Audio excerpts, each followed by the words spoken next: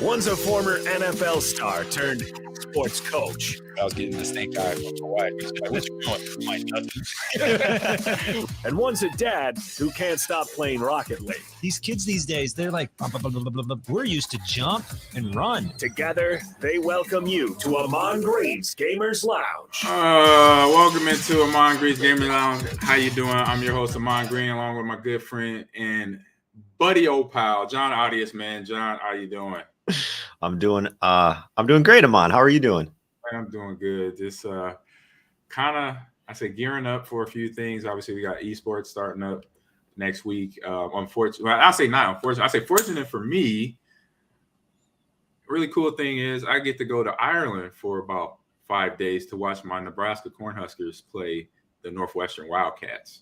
So it's like a little happy. Like I want to be there for my team, but I want to be there for my esports squad, you know. But this is a once in a lifetime thing. You know, I always want to go to Europe. I got a bucket list of like places to go in the world, and this is one of them, you know. So I was like, all right, I already told my assistant coach that I'm gonna be gone for the week. So he has my back covered for that. So I got that coming up, getting ready for that. So of course this week is full of things I gotta do. It's like I gotta do this, get to do that. So I'm a little bit overwhelmed. I think you know what that feeling is like sometimes, being overwhelmed. But in the meantime, what I was able to do, and I mentioned this on my gaming stream, that what's up, Fire Eagle? What's up, Dome Rocker? In the Twitch chat there, I got to play a game that I've owned for 4 years now, and I have not beat it. I'm getting close. Yeah, is Assassin's Creed Odyssey. Oh, that whole game franchise is awesome. I love them. I played 1, 2, and 3. The only one I didn't do was Black Flag because I didn't want to be a pirate. By that time I was done with Johnny Depp and Captain Sparrow and being a captain of the ship. No, so I avoided Black Flag, but I did the other ones after that. And then when this one came out, I was like, I got to jump on it because it was like a history lesson. You know, you get educated while you're playing video games. I think a lot of people know that. I think you know that. You learn things about the Greek Isles and the islands in the Mediterranean and the Greek gods, which I took a class in college my freshman year, which was pretty. I think I told you a story about my freshman year. They put all the football players in one single class for some reason, which is a bad idea. So they had the class. Awful idea. They had all the freshmen. We were all in the same Greek mythology class. Wow. 1995 fall. For whatever reason, they thought that was a good idea. And so myself is the only one that's really paying attention, maybe two other people.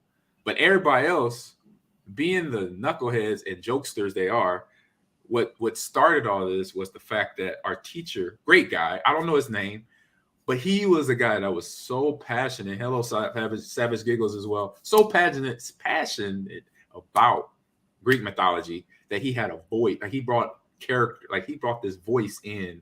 Like he got into full mode talking about Zeus and all them. So the first moment he said, welcome, this was him introducing first day of Greek mythology.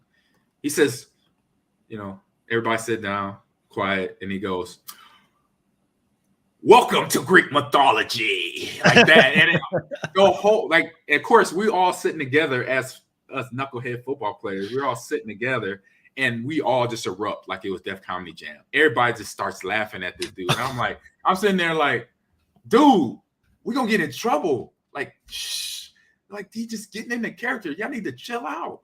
Like, man, and they laughing and oh my God, he sounds like someone on Broadway. I'm like, yeah, we about to get kicked out of class. We about to get suspended from school. I'm thinking all these things in my head. I'm like, yeah. That's like, dang, I just got a full ride. I just lost it. You know, I'm gonna be You're taking the scholarship.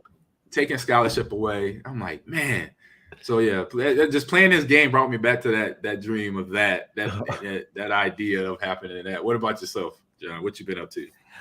This past week, last few days has been a mini vacation for my family. So we kind of hung around the area. We each had our own day, my wife, my daughter, and I, to kind of do whatever we wanted as a family. Like, this is my day. I'm going to do this, and we're going here. So we've explored Madison a lot this past week, and then just kind of chilled on Tuesday. A lot of walking. It's like the most active I've been all summer.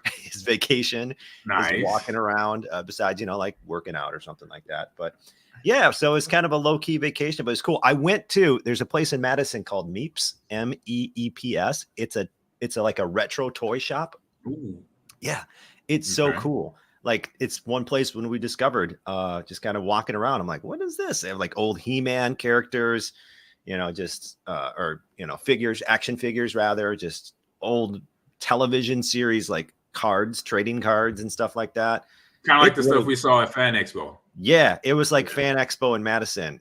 Yeah, I think Meeks, if I am correct, Meeks is a character from Rick and Morty. I think. Oh, It's either Rick and Morty or Meep, something. MEP? It's MEP. Meeks is either MEP, MEEP, or MEEK. Meeks or Meeps or something. It's on. The character is on Multiverses, the new fighting game that Warner Brothers just dropped. I've been playing it, and he's on the practice screen when you have to jump and try to hit a character like off the map or something. Okay.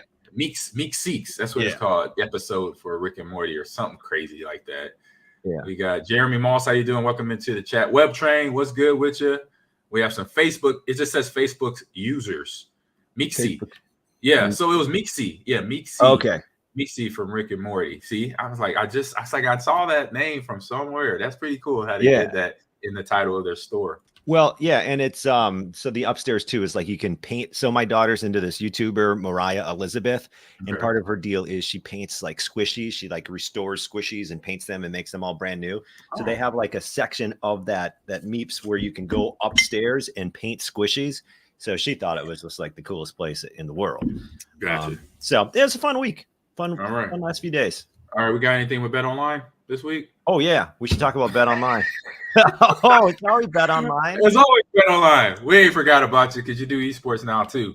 Oh man, I'm gonna do some editing in the post. Okay, so today's Ahman Green's Gamers Lounge is brought to you by Bet Online, the fastest, easiest way to wager on all your favorite sports, contests, and events with first-to-market odds and lines.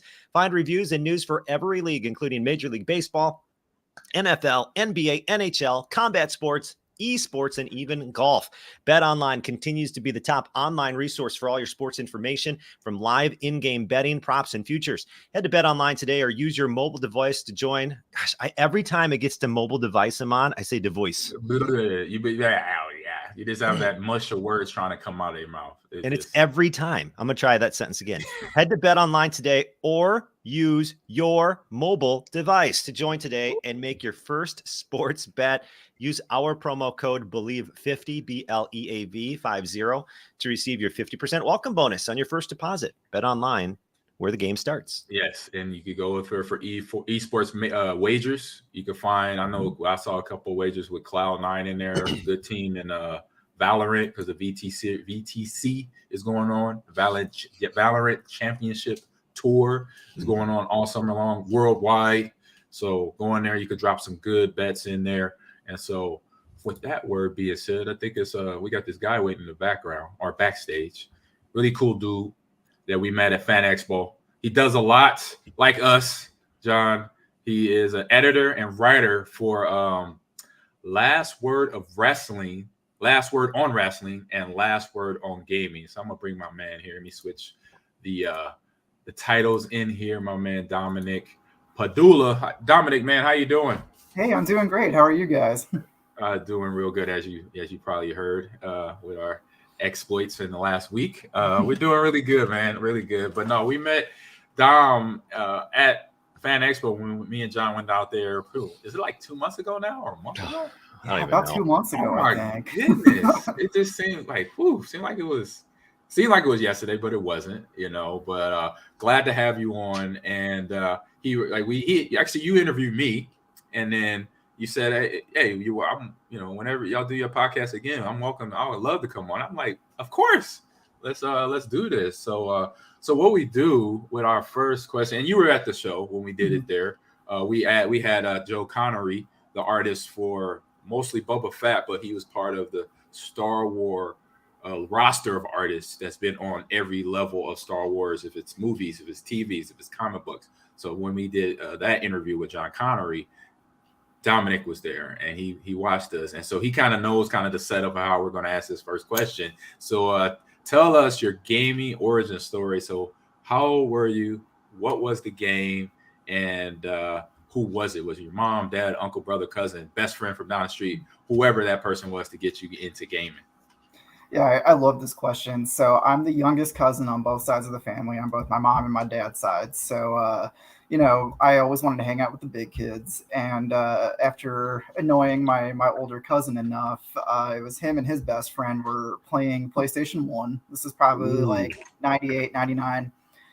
I can't remember what game they were playing. They were playing a shooter, and they were, split screening against each other. And I wanted to play so bad that they took a controller, pretended to plug it in, handed it to me, and said, "Hey, you're on that screen. You're on that screen." And then they had some fun with it. They told me it would only work if I moved the controller up and down really fast instead of hitting R2 or whatever. So they had some fun with it, and ever since then, I was kind of hooked. My first system was the PlayStation 2, which had a lot of classics on it. I played a lot of Xbox 360 through middle school and high school. Yeah. And now, writing for Last Word on Gaming, I try to have my hands everywhere. I have a Switch Lite that I love using, when I'm on the train or wherever. So, I'm kind of all over the place. Nice. So PlayStation 2, in NFL Street. Mm-hmm. NBA Street, God of War. That's the three I could come off. Def Jam Vendetta. Yeah, if you remember that. I know Fight for New York was on there. That was with Snoop Dogg. He was the villain. Okay, and it just hits me now.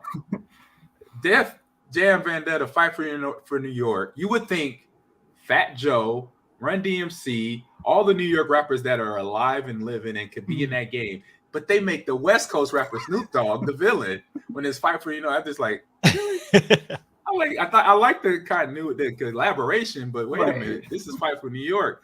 I know Snoop is from Long Beach, California. He's from Compton area, so this an observation there. Just saying. Oh no, John, you got anything for? Yeah. So you're playing. By the way, I love the story. They're like, yeah, just here's the controller, and just start. They try to fake you out. You're like, I don't think it's working, guys, but I'll keep trying. So what would you say is the game that you've spent the most hours playing? That's a great question. It's probably Metal Gear Solid 2. I love that franchise, love that series. A very close second would probably be Jak 3 from the Jak and Daxter series. Both heavy hitters on the PS2. I played those a lot. And actually, shortly after I interviewed you, Ahman, at Fan Expo, I interviewed Dave Hayter, who does the voices for Solid Snake and Naked Snake for Metal Gear Solid. So that was super fun for me as well. I didn't know he was a voice doing that. Oh, dope. Mm-hmm. John Heder, he was on what? Saving Silver Marshall or Forget About Silver Marshall or something like that. He was the friend. I didn't know he's a hitman in the HBO series, right? Too, I think. That's really dope. I didn't know that. He also, and I kind of forgot about this, so I interviewed him. He screen wrote the first X-Men movie. What? That's dope. That's nice. Okay. All right. I see that. Heather doing a lot of things. Well, you got to be a jack of all trades. We know that. Right. You gotta have different talents. Got to show them up like yourself. So can you tell us how you got started into editing and writing? You kind of talked about it a little bit already, but how did that come about with Last Word on Gaming and Last Word on Wrestling? Yeah, so I'm also a huge pro wrestling fan outside of being a big gamer. Rocking my Kenny Omega t-shirt today in anticipation Nice. for Dynamite tonight. So what happened was this was, kind of during the start of COVID. I joined a Facebook group that was just talking about wrestling, and they tried to start their own website, and I wrote a couple articles there, kind of got my feet wet. Long story short, it kind of, they wound up shutting down the website. It just, didn't have the team for it, is kind of the best way I could put it. Right. And so I kind of had that, I was having so much fun with it. I was kind of missing that creative energy and, the ability to talk about what's going on at first with just pro wrestling. And so I jumped on Google, and Last Word on Pro Wrestling came up, and I looked at some of the articles, and I was like, this looks like what I'm looking for. So I sent in an application with a couple of things I had written, and they took me on. I was there for I started in December of 2020. I think is when my first article went up. And then in October of last year, I got a message from my site manager and said, "Hey, we got an opening on the editing team, or is that something you'd be interested in?" And so I joined the editing team, and right around that same time, Last Word on Gaming was kind of bolstering the recruiting again, and my site manager jumped into a group chat with a bunch of us and said, "Hey, if anybody's interested, gaming is taking on writers." And I said, "Well, sign me up. I love gaming." And so that's how I got into that. Nice. I got to follow up on that. So were you always like into being a writer? Did you want to be a writer, like perhaps a sports writer or a journalist of some kind, and then you kind of settled into this niche, or how did that work? Yeah, so I've always loved writing. Like, I was always that person. If it was either take a test or write a paper, give me the paper. And so when I got into high school, my freshman year, I joined the newspaper team and actually covered the football games for junior varsity and for varsity.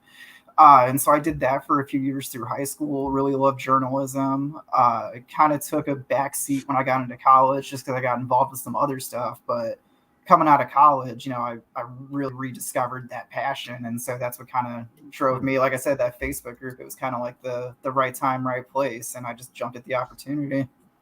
Nice. So being a writer and an editor, what makes a good writer and director? I know some of what you're about to say. I know some of it. I'll say it when you say it. So I'll wait.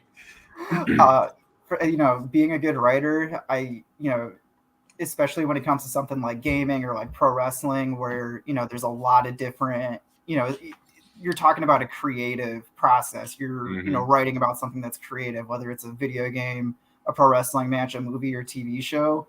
And so one thing I've always been taught is take a stance, provide your evidence, and stand by it. You may have a lot of people say, "Oh, I disagree. That movie was terrible. That match was terrible. That game, the story was terrible."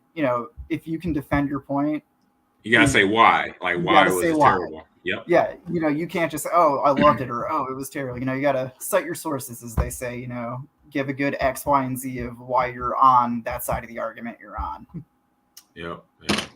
I like that, because a lot of times in just from a sports talk perspective, sometimes people just start talking and they're like, well, and they don't really have reasons why they think so-and-so is the greatest, or that was one of the top 5 plays of all time or something like that. So to have that, that backup, that's key, I think.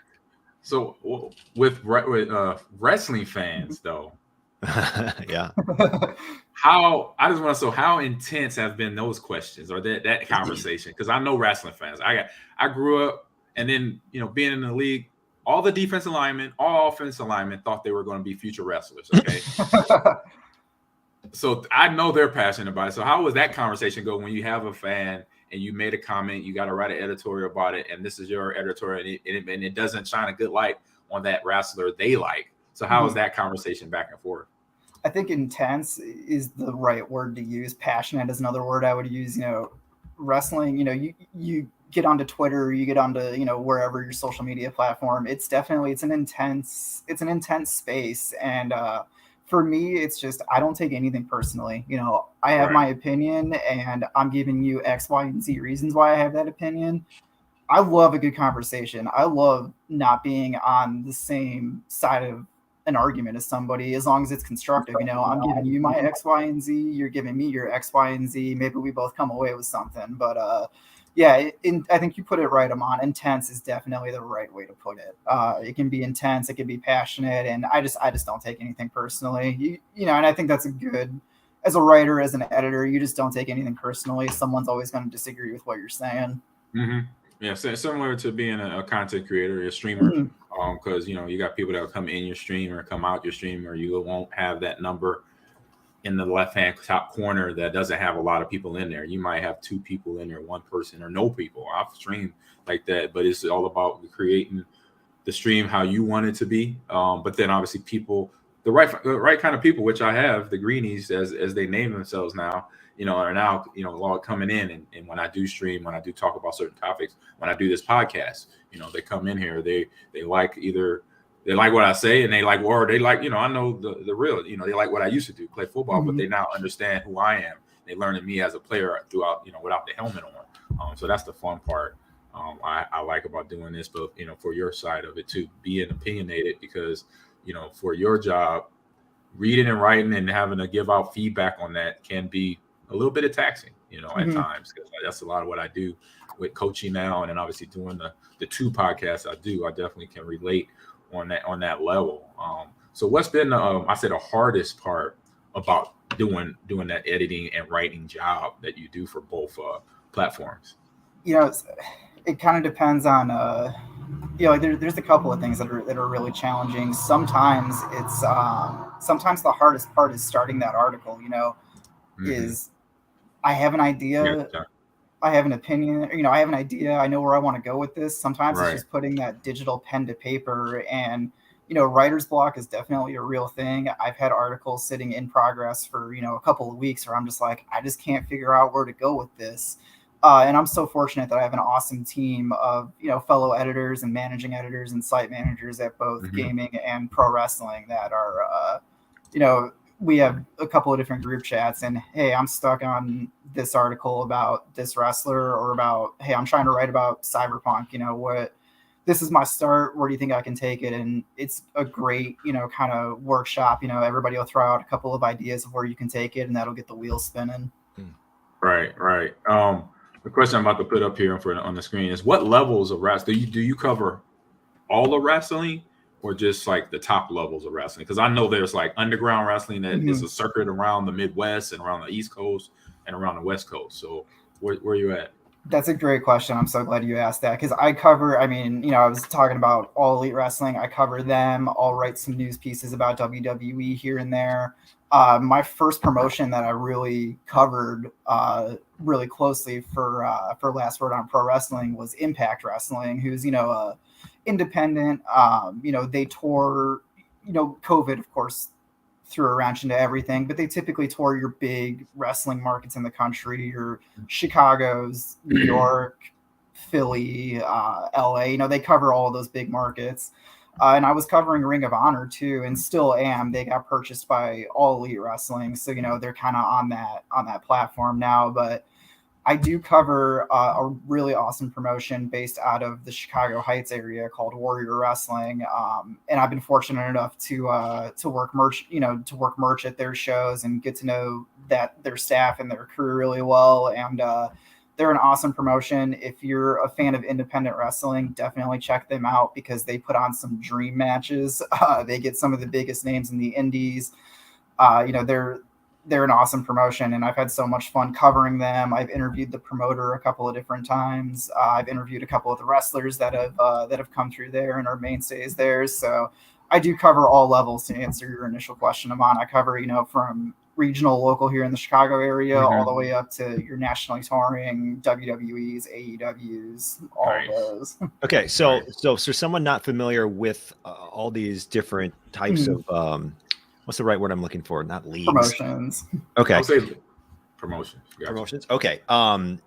What are the top levels of wrestling? Because I'm telling you, I'm not having followed wrestling for a while. I was big into the WWE back as a kid, and then into college and watching The Rock and Stone Cold and all those wrestlers. So, like, because what are the top like 2 or 3 right now?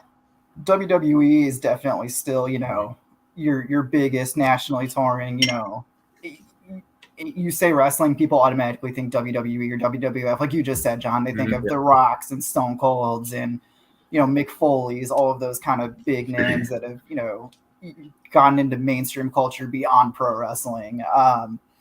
Probably right under them, as far as North America, the US goes, is going to be AEW, All Elite Wrestling. They came together in 2019, and so they are.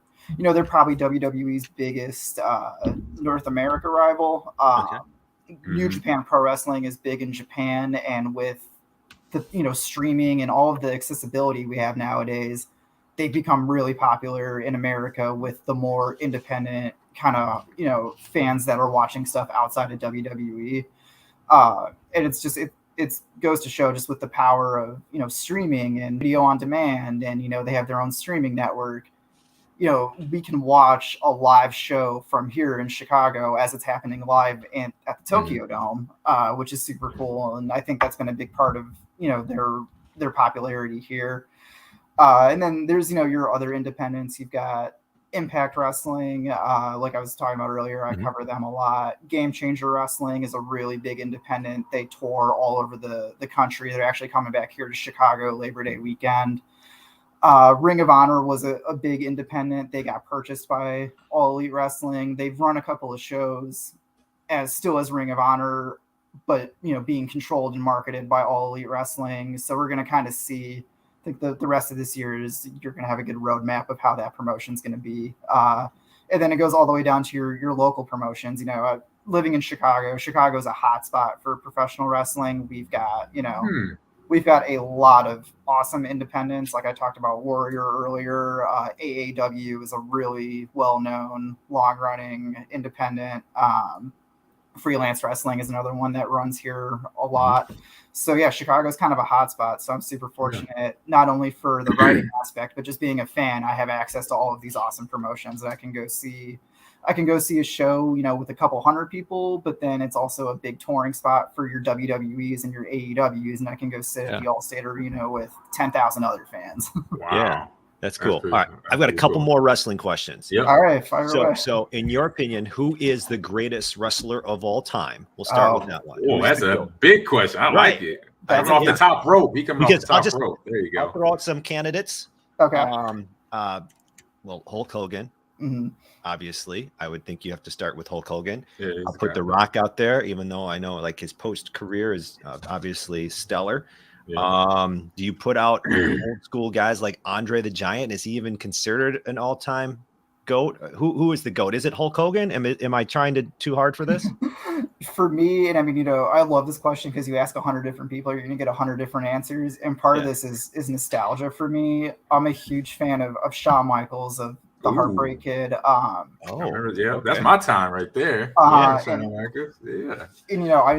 For me, his storytelling in the ring, his athleticism, between the ropes, he's phenomenal.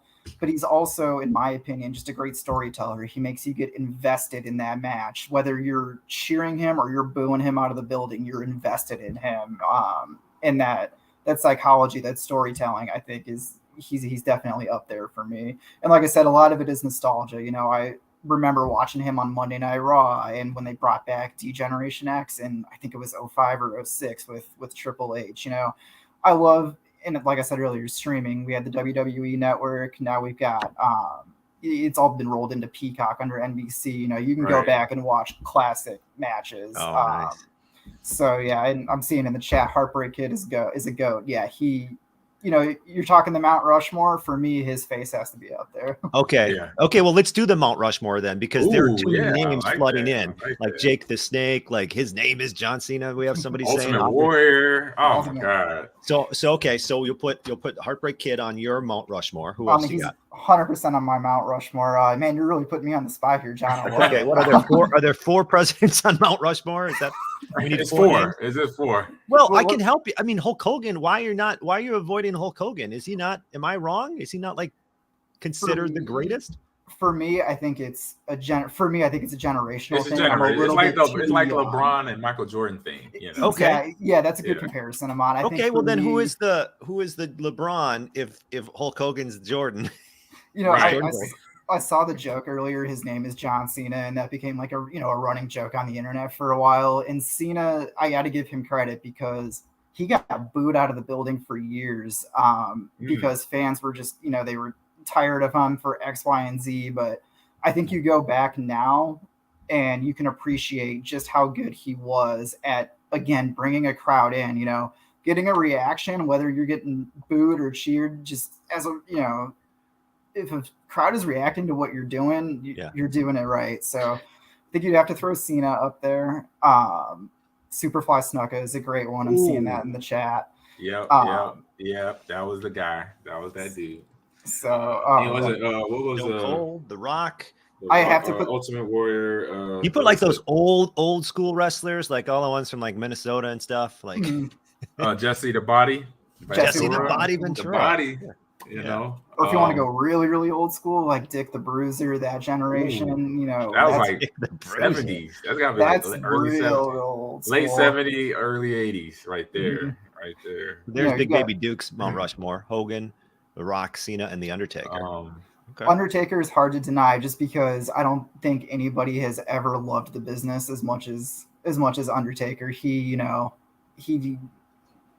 done so much for the industry, and I, being the big fan I am, when Brock Lesnar broke his WrestleMania streak at Mania 30, I kind of cried a little. I was like, no, like that was such a big part of my childhood was WrestleMania. And you're like, who's Undertaker going to face? Is this finally going to be the one who ends the streak? And, it was every year is, now he's 12-0, 13-0, 17-0. And then seeing that one after Brock Lesnar beat him at WrestleMania 30, and I was like, oh my God, no way. So, but to answer, going back to your initial question, I have to put The Rock up there, John, just because I watch his promos all the time. I love his promos. They would make you laugh. They'd make you be, You said The Rock or Shawn Michaels? The Rock. The Rock. Okay, gotcha. I love Shawn Michaels promos too, but for a different reason. Like The Rock.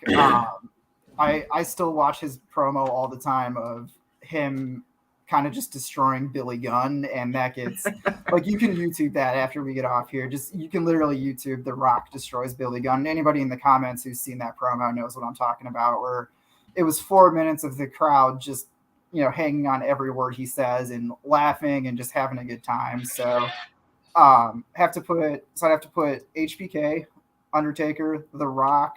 My last one, I would have to say probably Dusty Rhodes, timeless wrestler. You talk about great promos, the Hard Times promo. Bret Hart is another one. I mean, between the ropes, Bret Hart, probably nobody better. But what I love about Dusty is, again, watching all of those documentaries and stuff on the WWE network, is how he came back to the Performance Center and really coached those younger wrestlers and really wanted to pass on his knowledge and his legacy. And to that, like, that was just so cool to see those couple of segments in there, or watching interviews with younger wrestlers who were coached by Dusty with their promos and all of that. So yeah, I think those would be my 4, John. Okay. Last question for you on the wrestling front. I'm sorry.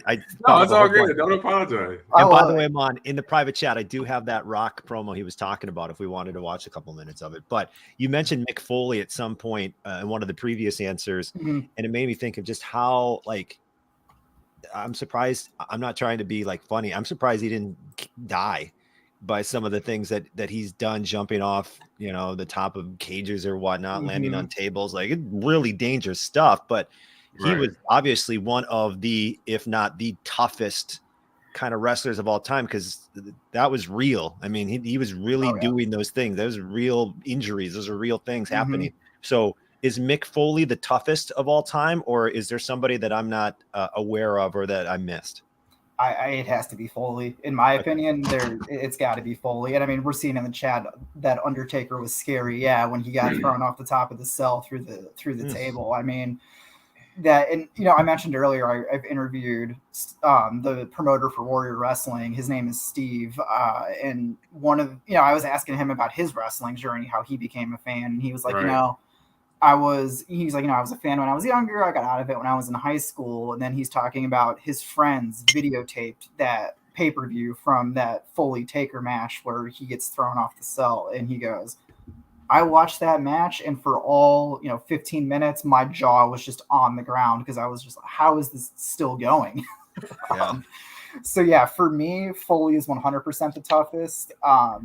And that you can get into that debate because of like ECW got really big in the 90s, and they pushed the limits with the barbed wire and the crazy big falls through tables and ladders. And if you watch a lot of stuff now, like I was mentioning Game Changer Wrestling earlier, they do a lot of crazy kind of more hardcore deathmatch style. There's like ICW does a lot of that stuff too. So there's a lot of tough guys out there doing it. But for me, Foley, yeah, he's toughest one of them all.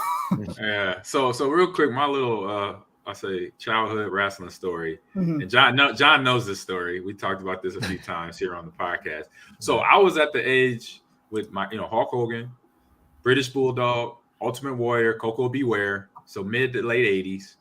And that's where I saw a little blood, but at that age, so I'm between ages 10 and 13.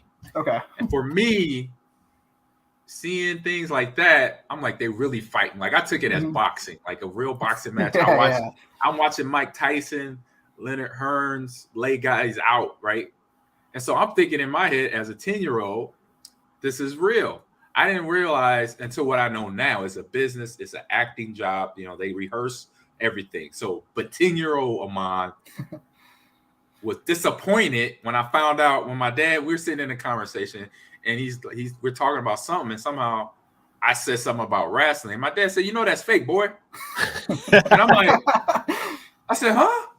I said, no, that's real stuff. Friday night main event, and Hulk Hogan be doing this, and Ultimate Warrior be doing that. He said, Dad, he said, son, they are acting, they're faking it. So the injuries are not that serious, and they use little things to cut their head so they can start bleeding to make it look good for you, like fans. Like I was like, what?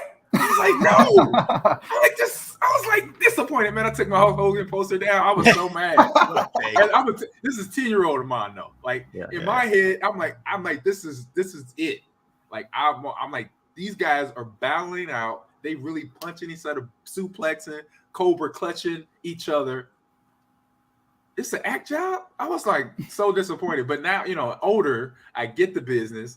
I respect them because I know now, because I met up with some of the WWE wrestlers at an esports event back in 2019, 2018. I met some of the ladies. God, I'll think of their names, but it was talking to them about their training camp, how the training camp goes, down in Florida, and it's physical. They have 2-a-days. They do they work up.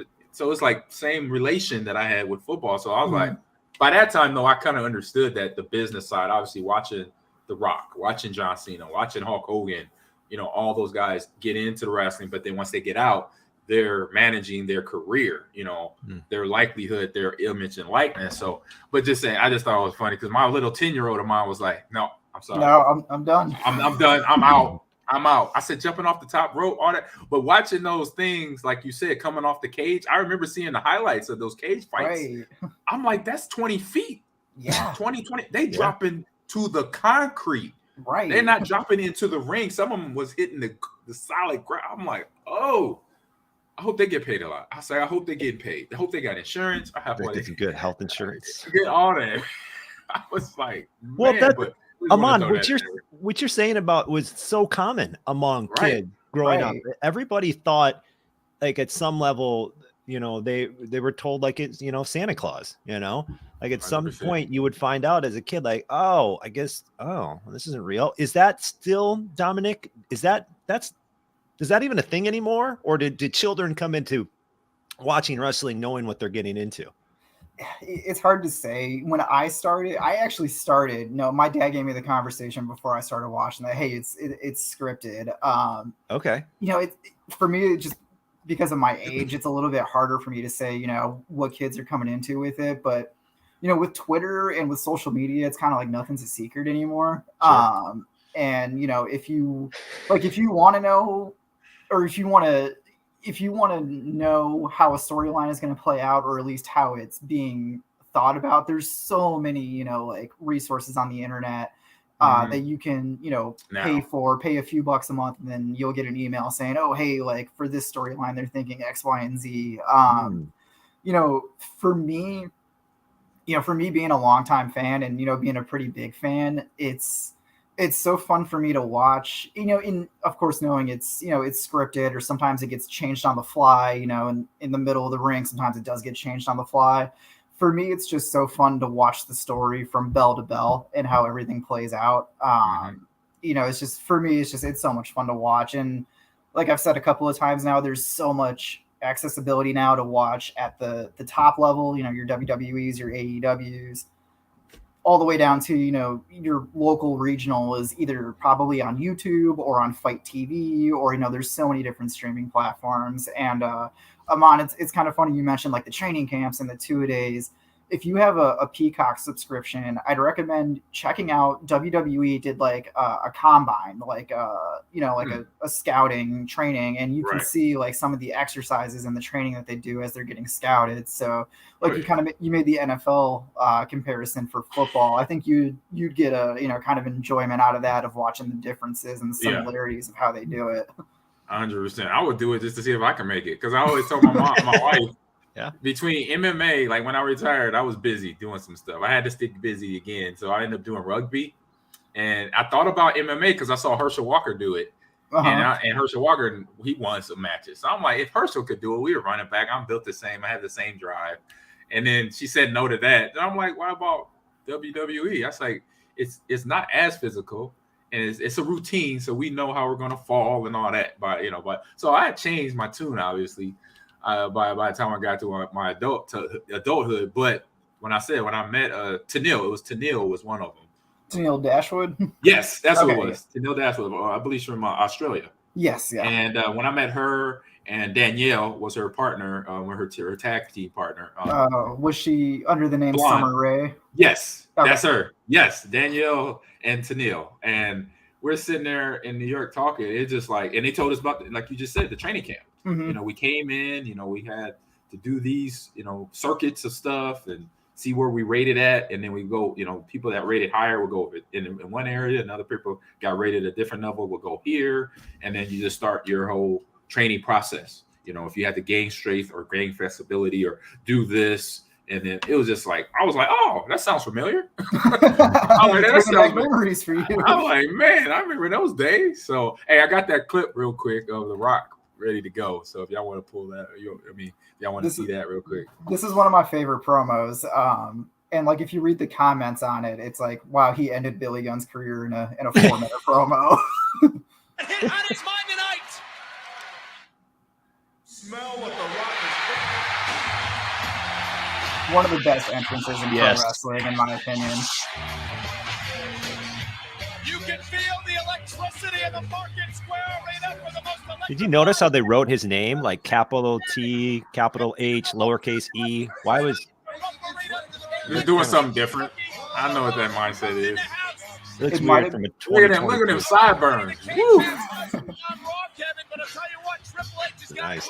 He thinks he won. He actually got out of the Just watching this set and everything brings back memories of the old, like, late WWF, early WWE days. So many chapters have been written. Hey, I don't think the final chapter good business savvy for all these wrestlers. I'll say that much for sure. With a lot on his mind. I love the fashion. He's khakis. Match last week, The Rock attacked for the second straight week by Mr. Ass, the 1999 King of the Ring. Yeah, his look. What's he about to say? Yep.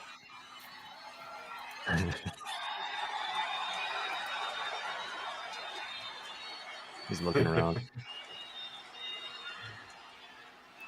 Finally, The Rock has come back to Indianapolis.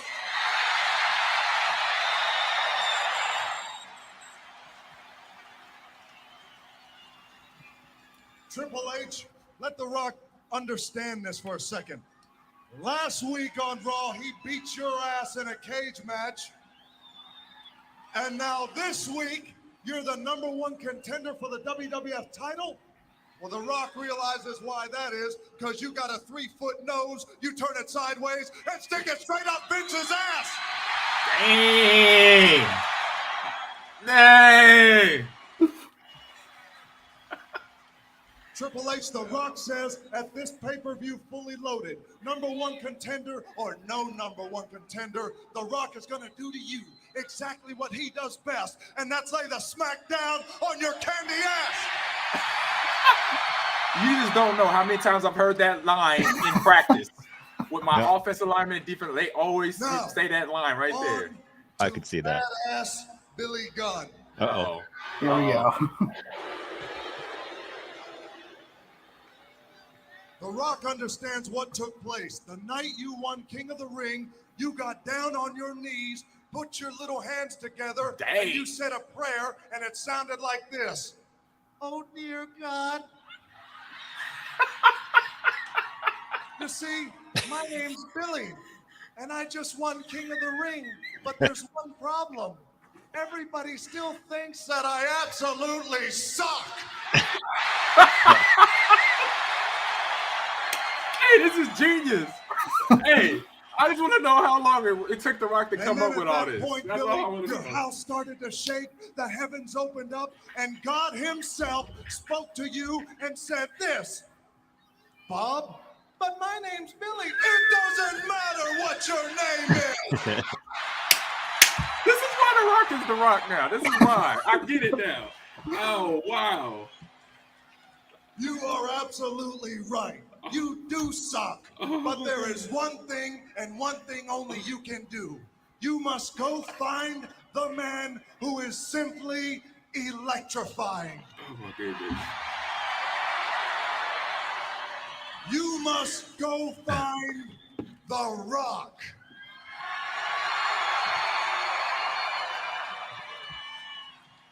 Oh my God, anybody but The Rock. Know your role and shut your mouth. Oh my goodness. And then, Billy, as fear went through your body, tears went down your cheek, Oh and my piss God. rolled down your leg. Dang.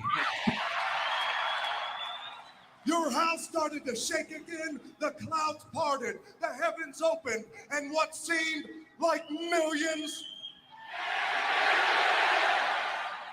of voices all said to you in unison, Jabroni, if you smell what The Rock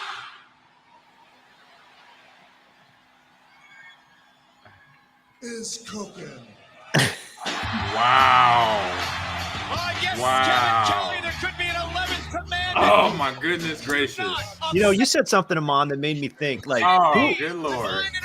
who did write that? Like, was that because obviously the delivery is The Rock's, but man, like, I wonder how much input he did have on that because he delivers those lines. Like, it was perfect. Man. Wow. I'm speechless right now. Okay. That's fun. Trip down memory lane right there. What? The Rock. That makes sense where he's at right now. Because just Right. imagine, it just makes sense to me. Because not saying, you know, I just saw little clips of his wrestling career. Like I would see him do his eyebrow thing, you know, and have these highlights of you on YouTube of him winning against certain wrestlers like John Cena when they went back and forth. And then boom, for me, it's like, okay, I knew his popularity grew in that world, in that business, the WWE wrestling world. And then when he flipped over to movies, I'm like, this is going to be, you know, perfect, but it's going to be rough. His first couple movies were a little rough in terms of the acting side. And obviously now it's like almost 20 years later, he's gotten better. But for fans like yourself, Dominic, that were 5 and 6 and 2 and 3 years old, seeing him, because if I saw that when I'm 5 years old or 10 years old, I'm smelling what The Rock's cooking. Oh yeah. Okay, I'm all over that. Just like I was with Hulk Hogan. Like I had a Hulkamaniac. I was a Hulkamaniac. I had the bandana, I had the poster on the wall. You know, I was ripping shirts apart. My mom said, "What's wrong with you, little boy? You ain't paying for that. We are. Stop ripping up shirts. What's wrong with you?" I can't help it. It's Hulk Hogan. He's getting me to do this. You know, he's hyping me up on Friday Night Main Event. If I saw The Rock coming out there, I would have had them sideburns just like that, dark glasses during the day, and talking trash like that. And so that line, that candy ass line, I've heard that a million times in the locker room since I was playing. And it would be like, where are y'all getting this nonsense from? they're funny. You know, I was like, that's a funny one. I was like, I got you. You know, all right, guys. I'm like, this is I get it. I get it. Not that I didn't get it, but I 100% get it now. It's pure genius. And I'm pretty sure, I bet The Rock wrote that. And that's what some of the comments are saying. Like, he had a lot of, freestyling 40% of the time. He did a lot himself. And yeah, I mean, I don't know. I wasn't, obviously wasn't backstage, but, and like you said, Ahman, you saw that translate into the big screen, into the movies. And it's like, he has such a natural, I mean, you even see when he walks out, the crowd just goes crazy. And then when he picks up the mic to start talking, everybody just wants to hear every word he says. And like you said, John, his delivery was perfect. Like, perfect. And what I love about that promo, I think he hits. I mean, how long was the video? About 4 minutes. It was, if I would have let it play out, it was 5.5 minutes. And I think in the those 4 or 5 minutes he was talking, he hit every catchphrase that The Rock for, but it didn't feel forced. It felt exactly. That was the genius of it, because to do that's not easy, So you got to be, obviously that's part of the training camp that they go through. Mm-hmm. Selling their image, it's their promo, their image. When they come out, when they do their walkout, what's the music? What are you selling? Like, you got to get that crowd amped up once you hit that ring. Man, I love it. I gotta say, you know what? Now you know what y'all have me, you know what you just created, Dominic? You're gonna have me going on YouTube, searching old Rock videos like that, so I could just like laugh. Because the funny thing about it, I'm dead serious. Offensive lineman, defensive lineman since college. And I'll say probably not college because Rock wasn't around then, but they would do this stuff on the practice field, in the locker room, because they were big guys already. And these big, the wrestlers are big guys. The Rock used to be a defensive lineman at the University of Miami.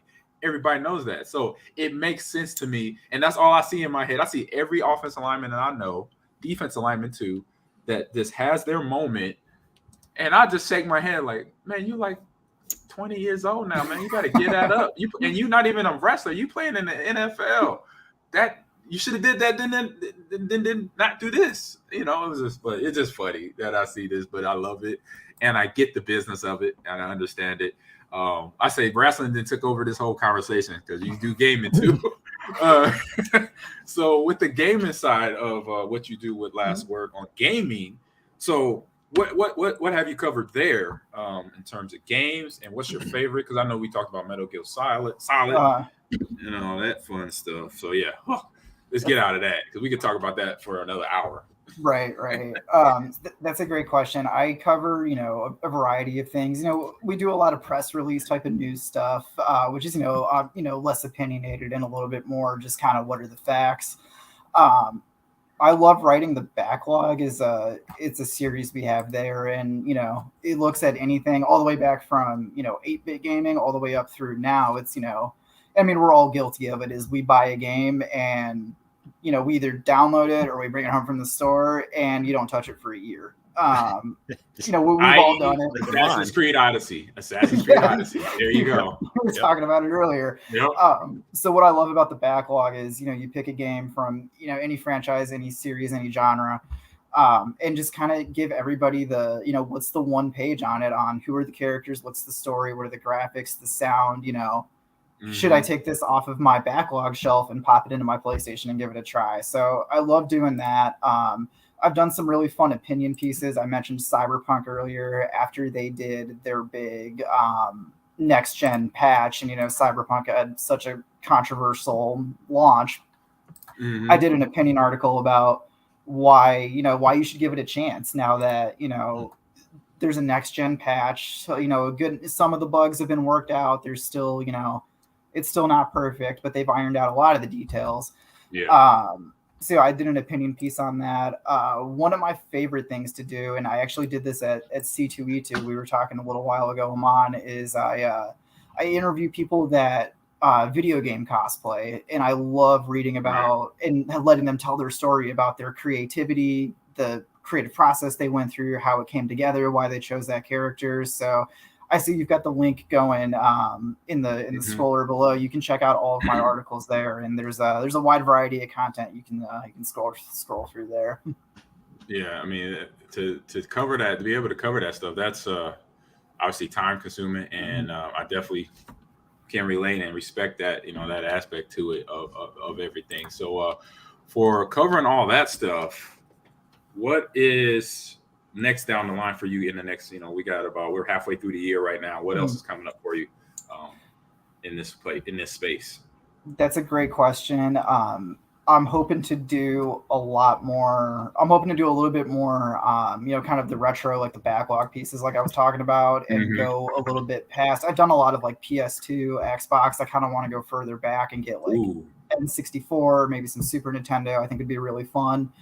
I've been having a lot of fun researching the best-selling games of each console generation. So looking at what were those top. That's a fun one.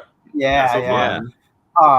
And that's a fun one because it's like, man, there's, like I talked about the PS2 earlier, that game has such an extensive game library. It does. And so, you look at the top 10 sellers, it's, it's what you'd expect, but there's so many hidden gems that didn't hit the top 10, 15, 20, maybe even top 50.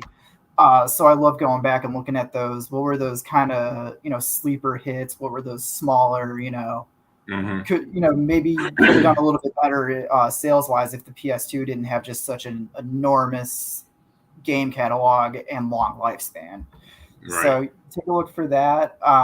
And then on the wrestling side of things, I'm working on some fun. It's 20 years of Impact Wrestling, which was formerly known as TNA Wrestling. That's a promotion that I've watched for a long time. Okay. So I'm doing some really fun kind of look backs. I'm writing a look back on the Motor City Machine Guns, which has been they were a tag team on and off throughout TNA's history. They were, in my opinion, super crucial to that company's expansion and, getting a little bit more mainstream. So I'm really looking forward to getting that out, hopefully in the next week or so. Sorry about that. Gotcha. Excuse me. I was just drinking some water there. I almost choked. So with that being said, we'll move it over to quick hit news bites, John. So Dominic, thank you for sharing what you're doing with Last Word on wrestling, last word on gaming as well. So we got to keep this train moving forward. So we got quick hit news bites here, and we got some interesting stuff that John wants to share with us here. We got pulled up on the screen here. So John, take it away, man. Okay, so a couple of different stories this week. The one you're on right now, let me find that, is from a news department in San Francisco, and I want to ask you guys if now it won't open for me. If this is accurate or not. So basically, they were just doing a story about a survey by a website, timetoplay.com, asking more than 1,000 gamers which video games make you feel the most rage. Also, the top reasons why you were raging, and I know, Ahman, you and I have talked about raging on video games on this before. But if you scroll through that, here are some of the responses they got. So what makes you extremely angry when gaming? 60% of those surveyed said repeatedly losing the same level. I mean, that makes the most sense, right? 100%. Yeah, 100%. You get frustrated. You can go down. There's a graphic on this too. 43.6% say other players using hacks/cheats. Right there. How often do you come across something like that, Ahman? 43% saying other players using cheats. I don't know. We don't know, but you assume, be like, oh man, they're cheating. Like for me, I don't even think about that. But for everybody else that I know, they'll be like, oh man, he's hacking. I'm like, why could you tell that? Maybe he's just really good, I don't really look at that in gaming. I mean, I know it exists, but yeah, I get that a lot of feedback from my other friends that game out there. 43% say game bugs. Totally get that. I don't know what this is. You guys got to help me out. 39.6 griefers. Oh, so quit the game. So if you're playing, like it happens in Madden quite a bit. That would where make if you're up, you're up 21-0 on a player, and it's the first quarter, they'll just leave the game. Or what they'll do is they'll jump off sides 3 times in a row. And once you do a third down, you're automatically ejected from the game. Oh, so they're just messing with you. Yep. They don't got nothing. And then 22% campers. I think that's where somebody just kind of camps out in a spot in a game, and you're like, just do something else. So what frustrates you the most in that? Wait, what was the question? Say it again. Out of those, repeatedly losing the same level, what makes you the most angry when playing a game? I say repeatedly use the same level. 100%. I'm there. Even though it's 100% for me, but it's 60% here. I'm definitely the other ones. I'm not even, because all the other ones I just kind of like, okay, it's part of the game. It's going to be hacks and cheats, but I don't even know if they're hacking or cheating. Bugs, there are going to be bugs, like we talked about, like Dominic mentioned Cyberpunk, and I tried to stream that, and it just didn't work. Missions were uncompleted because the game wasn't completed. And then for me and griefers and campers, griefers is like, you can't take a loss. I say, you're getting your butt kicked. Just finish the game, bro. Don't quit. You know, I see that. That's how I look at that. And then campers, hey, man, ain't nothing wrong with camping. I'm a camper. I camp in real life, and I camp in Halo. I camp in Call of Duty. Yeah, Apex. That's how you get killed. So I'm one of that 22% that people don't like. I'm a camper. How about you, Dominic? What makes you the most angry? If I could prove people were hacking, that would definitely make me really mad. Yes. If I had a way I could prove it, that would definitely be my number one. But otherwise, losing to the same, for me, not even so much the same level, it's the same boss. The same boss just keeps, beating me up for 10, 15 tries. I'm done. I'm walking away for today. What I learned about that, Dom and John, playing Assassin's Creed this weekend, because I hadn't played it in a year, because it tells you the last time you played it. Oh. Yeah. And I had to do a board against the boss. It was a Minotaur, and it took me probably like 10 minutes to figure out the rhythm of how he's attacking me. Once I figured that out, then then I beat him. But it took literally like 45 minutes, at least 45 minutes, and that's once I got the rhythm down. Because every now and then you kind of slip on a button and you forget to parry or dodge, and then you get hit with the big axe, and then you're like, God bless America, I'm dead again. and when I got hitting him, his health bar is like this big, and I'm like, when you hit it, it's like maybe a sliver comes off. It's like you're barely damaging him. But finally, I beat him, so I was happy with that. But it's just learn the fight pattern of the villain in that, so you won't get frustrated. He's like, okay, at least I can see this while I'm getting my ass kicked. So excuse my language. That's all right. We just watched The Rock destroy somebody, and he's all sorts of money. You can finally scroll down a little bit. Then they ask which game or franchise causes you the most anger, and 23%, say Call of Duty. Then 22% say Mario Kart. I don't understand why Minecraft is at 21.2%. Really? League of Legends 20%, Super Smash Bros 19.7%, and then Grand Theft Auto at 19.4%. So you're surprised by some of these? Yes. Well, definitely Mario Kart, Minecraft. Why? Those are fun games. Like if you fall off they got the Flower Cup maps and that's Rainbow Road. Hey, Rainbow Road and all that. That's like, okay. I mean, I could see how you could get angry because like you just get bad luck in Mario Kart, and then somebody finished, and then you just sometimes you'll get a turtle shell, you'll slip on a banana, and somebody will shrink you, and then you'll get ink squirted in your eye. You're like, come on, I'm just trying to drive. Right? Are you in front and somebody hit you with the blue shell? Blue shell, that's the worst. Yeah. And you're in third place when you should have won. Minecraft. What's wrong with Minecraft? What gets people hot in Minecraft? I want to know. Somebody in the chat. There's a lot of grievers. Oh, there's a lot of grievers in Minecraft. Z says. So they just come and destroy things. So they just come in and complain, and they do things. Yeah, they probably destroy people's homes. Like whatever you build, they're coming knocking it down. God, that would be annoying. They're being that person. Like, come on. Smash. I could see Smash because I fall off the map a lot. I'm not good at juggling off the map, and I fall down. I use a lot of lives. Grand Theft Auto, why?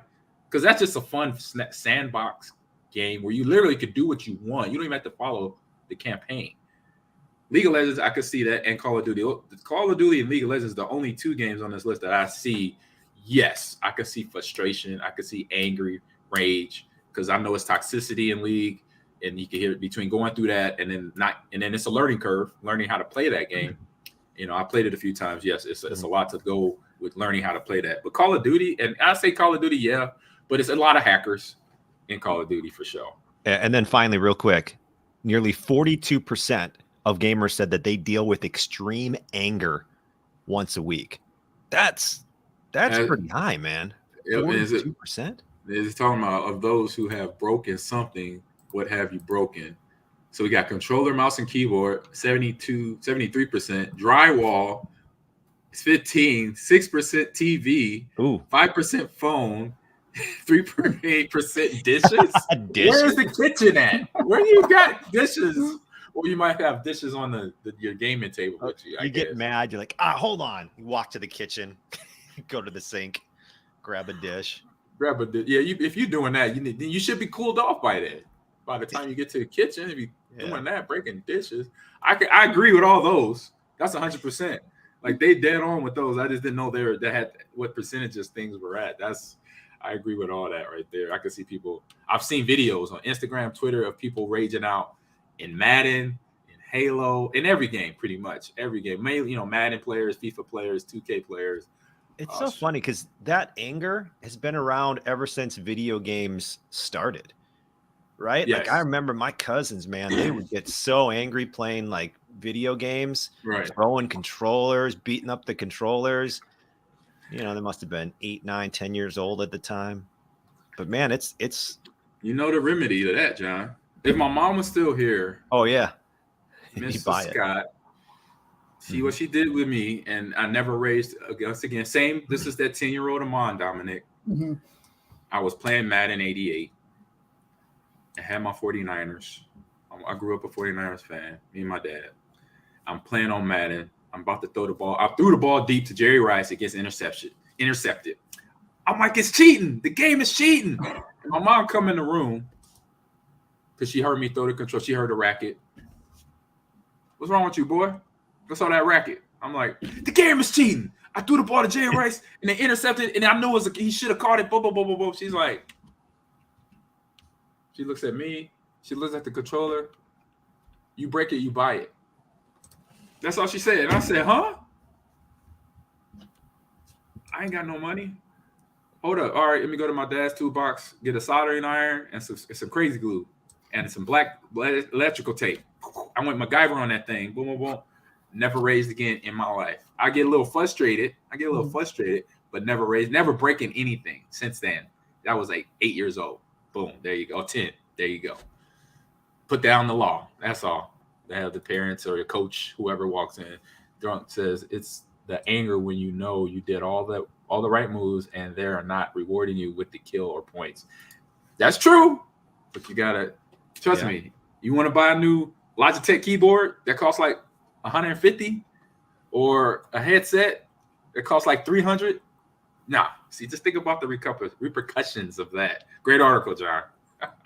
I love it. And then you have one more here. I got on. Pull it up. If you want to, we can get to that one, or we can get to yours. Okay. Yeah.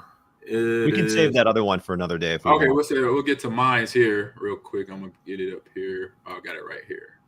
So the little. I said I'll go. We've been having a good time. We're gonna get back to the funniness after this one here. This one is a little nerve wracking here because we've been down this road before as a gaming community. We have this. I see this on Kotaku. Thank you. Nintendo America's tester says that they faced years of sexual harassment. So reading the article, pretty much identical, unfortunately, to the Activision Blizzard scenario where employees came out and were stating that, it was a frat culture in the developing offices in the building there. So we have a once tester for Nintendo. And for this article's sake, this is not her name, but she goes by the name of Hannah. And she says she's had a harrowing experience that led her to quit her dream job at Nintendo America for nearly a decade. And in the article, I know we got a lot. We're pushing time here, so I'm going to give you the fine notes of it. So you could go read this article at Kotaku. And Hannah had been there for 10 years between the sexual harassment, on her and other employees, but then also the,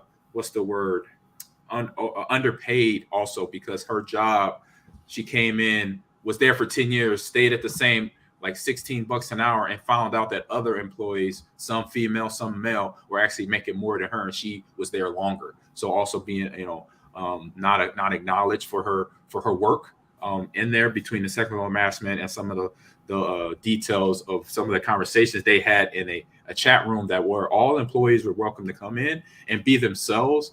But then obviously some guys in there took it a little too far in the conversation, in the Discord, and that has brought up this. So to kind of, put a bow on this, like I say, is I understand, with both of these companies, I'm not making excuses for the company, for the for the companies. I'll say this, but it just sucks when you have companies that, because we know Nintendo, most of their games, family-oriented games, kid-friendly games, but it's hard for the owners of the higher up to control the employees 100%. And during job interviews, that's your time to vet out and ask questions and find out who they really are. But sometimes people like this fly under the radar. And then now this is out. The good thing is now I hope, and I'm pretty sure, I believe there's protocol now to deal with this, deal with employees, deal with people that just think, oh, I'm comfortable now. I got this job. I'm not going anywhere. If I do this, I'm good. That you can't have that mentality, and you got to be aware who's around you in the building when having certain conversations. You got to know there's conversations that I should not be having. I don't care who it is in the conversation.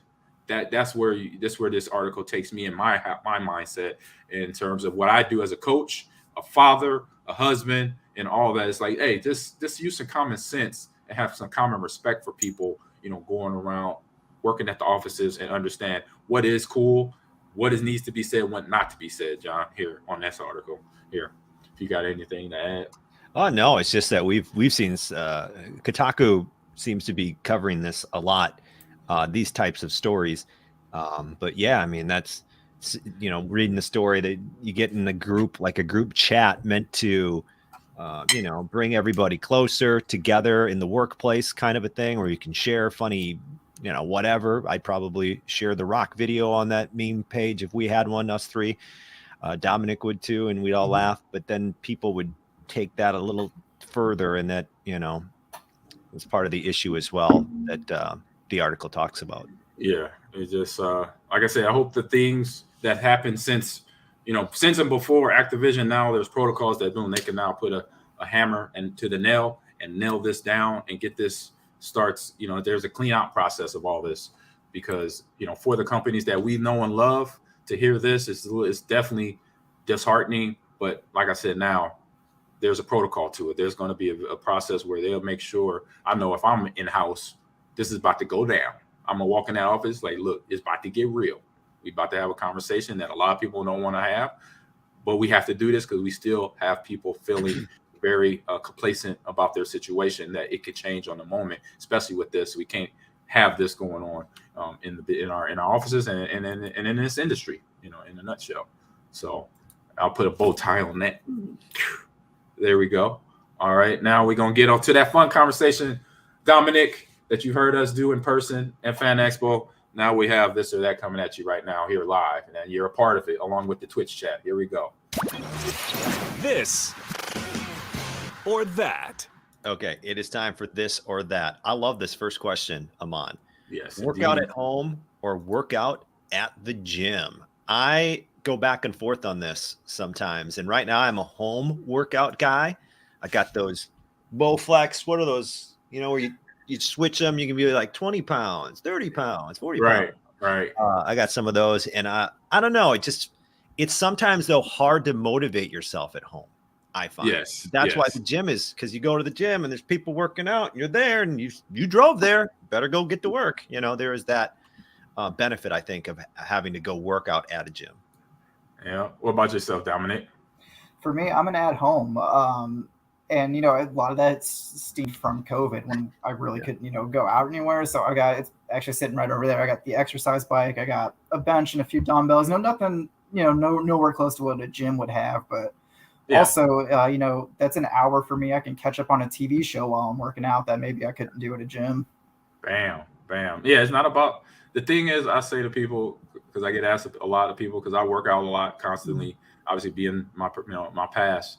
I tell people, as long as you get a good sweat going, I say, if anything, bare minimum, get some cardio in, because the cardio gets your heart bumping, your heartbeat, pumping, and that's the biggest thing. Keep blood flow, keep movement, and do that. So bike, treadmill, recumbent bike, all that is good. Walk your neighborhood if you're in a good city or a good part of the United States where it's good weather, where you could get outside, walk a mile a day. That's all you need. You don't need to go CrossFit. You don't need to go. You're not going getting drafted into the WWE or not get drafted to the NFL. You don't have to hit the weight room that hard. Like Big Baby Duke says, workout, not at all. So he's not in for it. But I know for myself, I'm definitely workout. I'll say in the last few years, definitely I'm with you, work out at home. I'm 100% on board with that as well. So, all right. Anybody? I know nobody else said anything about the workout at home or workout at the gym. Next, let's move on to the next topic. That you can tell nobody liked that one. You say workout. Like, this one's a fun one. People like scary movies or comedies. What do you think? Simple, easy. I know I'm on. Yeah, you know where I'm at. I'm sorry. Dominic, I'll go with comedies. Comedies. Dominic? Yeah, I go with comedies too. There's a few scary movies I really like, but I'm always picking the comedy over the scary movie. Yeah, I'm 100% scary movie. I'm gonna write one eventually. I'm gonna write. I got so many versions of a horror movie. I even have it to where it's like ultra scary, to then like Disney level scary, like the Haunted Mansion with Eddie Murphy, where it's family friendly. I even have different genres of horror movies in my head that eventually I'm gonna put pen to paper. And y'all might be in it. I might have y'all co-starring in it. Since I know you, I'm gonna go off my friends. That's how people work, off my friends and acquaintances. So Dominic, you might have a role in the film. Just letting you know. John, Raina, Notorious, people in this chat, Fire Eagle, Big Baby Duke, you might be in my film. Never know. Get ready. It's gonna be a good one. I don't know if you're gonna. Can I be in a wrestling scene, Ahman? Like somehow you make it a. See how you worked that yourself in? You just did it. Boom. It's gonna happen. Yep. I just think about it all the time. I love from the slashers, the alien, the possession, the horror, the like Exorcist to Alien to Fright Night, Friday the 13th, vampires, zombies. It don't matter. I'm all over it. I want to see it. Want the blood. It's not even the blood. It's just like, to me, horror movies teaches you practical things. Like, you see a guy with an axe. What do? You go the other way. You run as fast as you can, and you stay in a well-lit area. You don't go into the forest. You don't go into the basement. If you go onto the roof, just know you're going to have to jump out, so don't go too high, Just think those things out, like, before you dash out with the dude with the hockey mask, or you see the vampire with the teeth, if the vampires are real. Not saying they're not, just saying, have some holy water with you. There you go. Ouch. Next question. Just carry some holy water. There you go.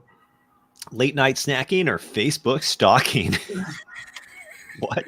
Hey, I saw this I one. get I was it. like, this is fun one.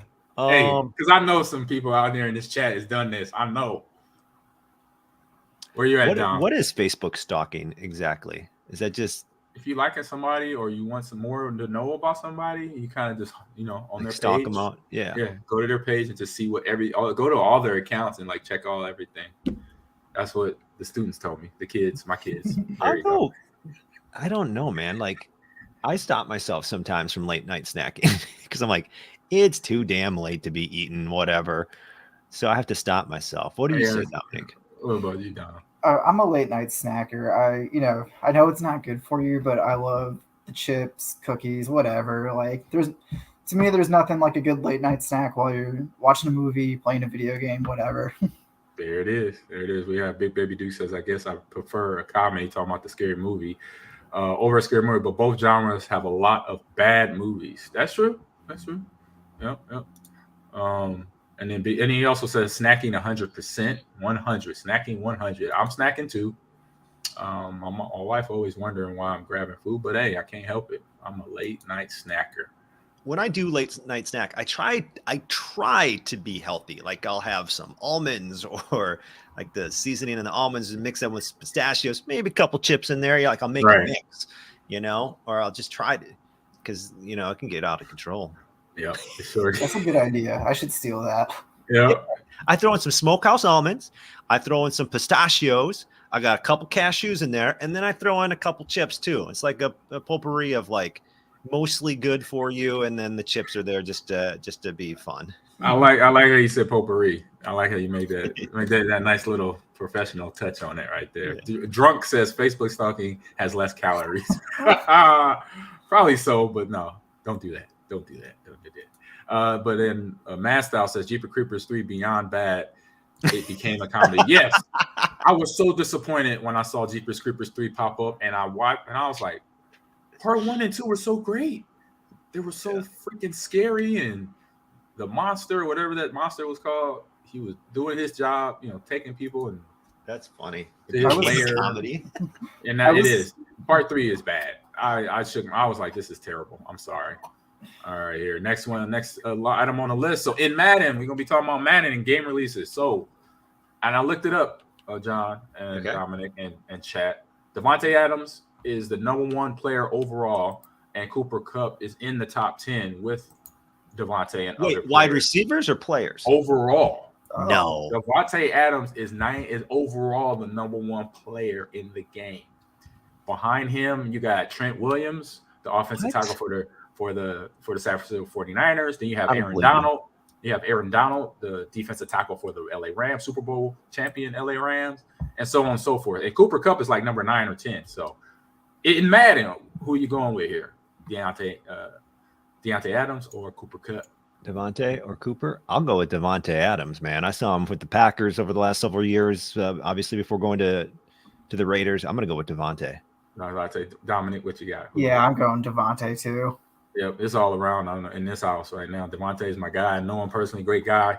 He had his reasons where he wanted to get out of Green Bay, and now we just got to wait a couple more weeks to see how things work out with him in the Las Vegas Raider uniform, along with his good teammate from college, Derek Carr there. So hopefully it does turn out good for him in there. And then the last one on the list. Now this one, John, because you worked radio for a while, you know some rockerish names. I know one on this list, this or that. I don't know the other. You got to fill me in. So I know Carl Sagan. I've heard that name before. Neil deGrasse Tyson. I think I've heard it So these are before. two astrophysicists. Oh, what? I thought they was like rock stars. No. Well, they are rock stars in a way. They are. Yeah, exactly. This is from Eeyore. His this or that is Carl Sagan or Neil deGrasse Tyson. So astrophysicist Carl Sagan hosted the series. What's it called? I don't know. Shoot.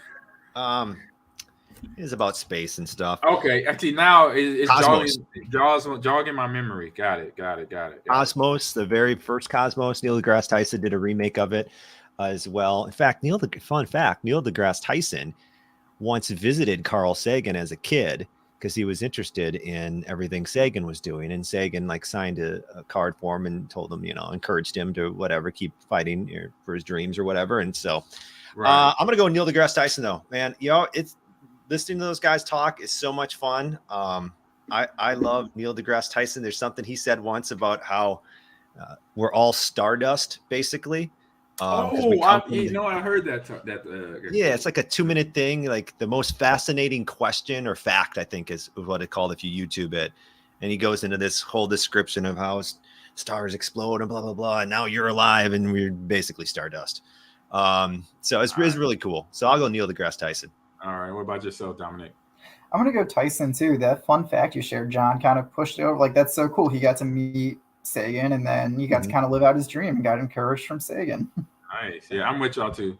I heard that article, or I heard that interview, that quote that he made there, that we're all just stardust. And I always like, you know what? When you think about it, I'm like, yeah, because of the Big Bang Theory, I'm more science than what's the word, science or religion or whatever. I'm more science. I'm more to the science side of why we're here. We're on this big rock floating around in the galaxy there. So why we're existing. All right. So that is the in or this or that. Dominic, you just participated in. How you feel? You feel good? Yeah, feeling great. Confident in my choices. All right. We used to mess around like it was a game show or like points, who won, who lost, but no, it's like fun. This is a fun conversation of all the stuff we do. And so now we get into our game releases. So I'm gonna get this stuff tiered up here. John, you're up first, sir. Yeah, well, thanks for tuning in the first half of the Gamers Lounge. Lounge here this week with Dominic. Second half coming up next, where we'll talk about Miss Marvel and our game releases. And we're back. Welcome back. It's the second half of this week's Gamers Lounge podcast. It's been kind of a thing. Amon starts the first half with he does that thing. You always do that. And I start the second half with, and we're back. So if you missed the first half of this week's Gamers Lounge, a lot of wrestling talk. It was fun. Goats, big time. Mount Rushmore of wrestlers. But now, Amon, let's get to some game releases. All right. Release the games. It's time for the game releases. Game releases. All right, John, you're up first, sir. Okay, so the first one I believe we have is Cursed to Golf.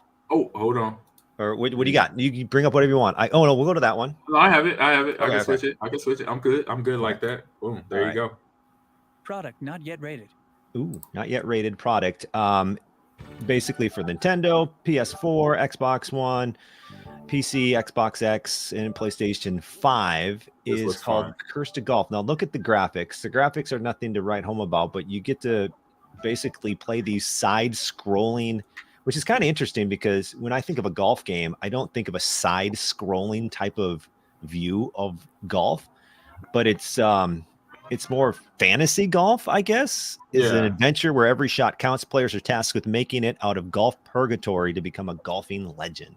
Nice. But I say, side scrolling is going to be tough if there's obviously no hitting it left and right, just hitting this spot, you're seeing it where it goes, and you get electrocuted there.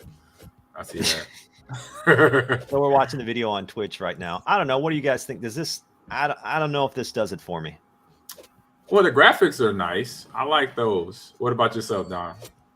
Yeah, I like the graphics. Kind of are like a throwback to me. 100%. Side scrollers, I sometimes have trouble with. I feel like I've played them on my Switch Lite, and I feel like it's almost too small to play on that. So if I was gonna pick this one up, I'd definitely go like the Xbox or the PlayStation route. Gotcha. Yeah. The only thing that's keeping me in it that would make me interested in it is, well, I think the uniqueness of that side scrolling, but then it's just golf, and so I'm just crazy about golf. So Mario Golf, whatever. Yeah, and I like Mario. I like video game golf. I like Mario. I have Mario Golf. I played Tiger Woods, and this too would be just another version of it. So I definitely appreciate Nintendo doing that for us, bringing us into another visual, like side scrolling. Never imagined a side scrolling sports game. So that is new.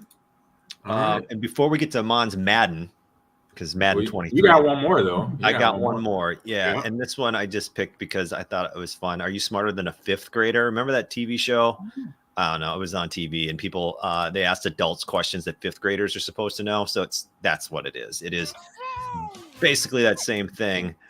Based on the popular TV franchise, this charming couch co-op quiz game for 1 to 8 players will have you face more than 6,800 fully English voice questions. Prove how much you still know from school and that you are, in fact, smarter than a fifth grader. That's the product description for it. But this would be fun. Like, I like the idea of sitting down with a bunch of people and playing a game. Yeah. True. This is something you could play with your children if they're the right age. Yeah. Well, if they're fifth grader, there you go. Yeah. And what's that? What were some of those questions? I think it said somewhere, what state is this? Because it showed it on the map and it showed Florida. So basically, yep. So there you go there. But those games are also really scary because like sometimes you don't know some of these, questions and then you feel dumb. Well, funny story about that, John. So when that show first came out, I was in maybe 5th or 6th grade. And I watched it with my parents, and if a question came up, it was like having a quiz at home. Like if a question came up and I didn't know the answer, they kind of look at me like, "So you've been studying?" Or oh man, you got to sit there like, I think you got to act like you know the answer. And I didn't have a smartphone back then, so I couldn't quickly, Google it. No, yeah, that's right. That's a good. I always thought of it, Dominic, from the perspective of the older people not knowing as much as the children. But that's funny that you say that, like you were a 5th grader when that came out. So like, I never thought about like the impact on a 5th grader who'd be like, I'm not sure. And then your parents are like, are you paying attention in class? What's going on? Because all of a sudden now you have expectations. They're telling you what you should know. Right. So how are your grades lately? Like, this game show is not looking so hot for you. Right. Yeah, you gotta make sure you're hitting the books there. So man, just get into my little feed or my shares here. The first one I'm gonna say the best for last. Everybody know what that is. So before we're going in that, I saw this game. I was like, what? Roller drone? They coming off the top rope. They getting it all dramatic here with the story here. But very clean graphics, like very simplistic but nice. And in the arena, they are. There will only be what is this called? Roller drone.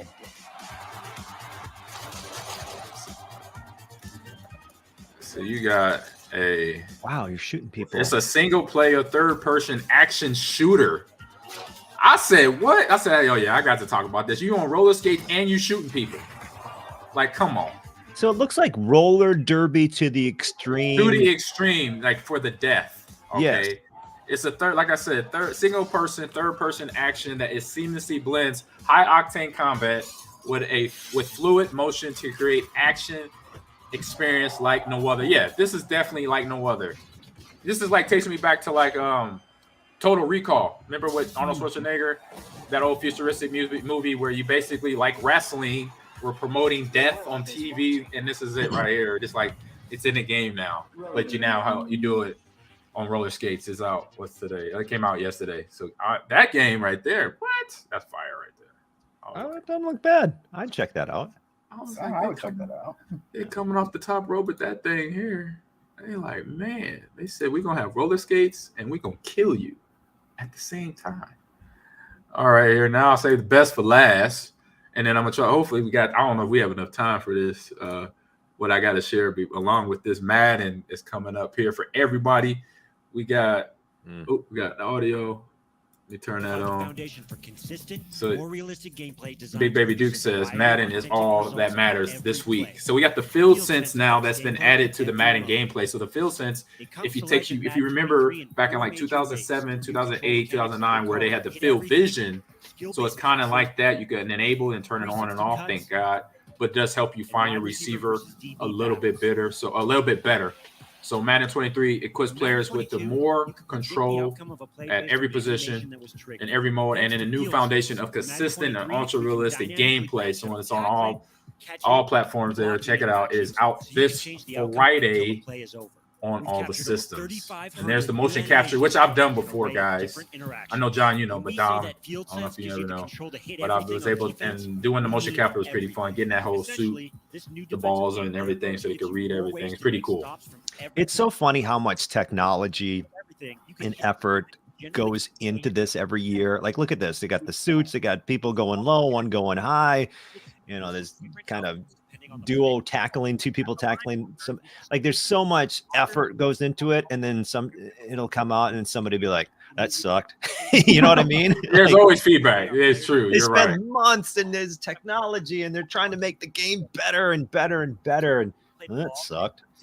Right. There's always feedback like that. You gotta be consistent. I believe EA is.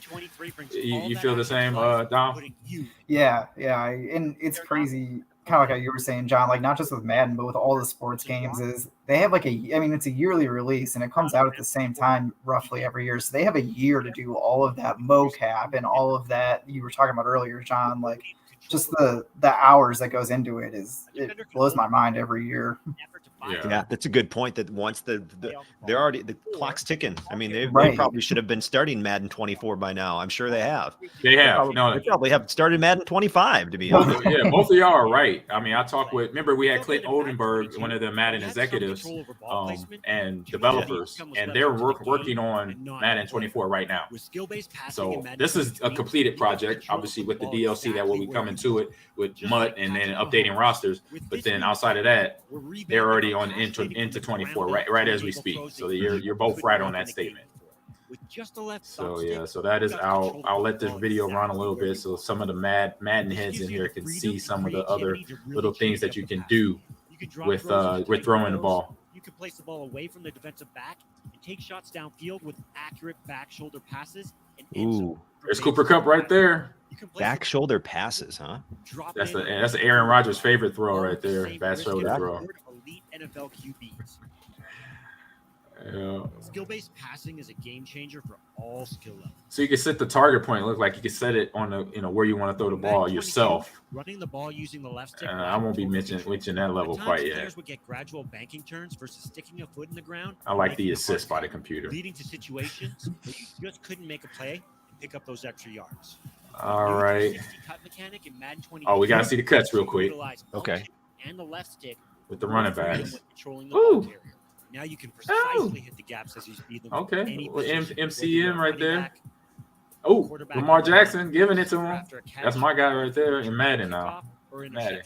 360 cuts offer total control.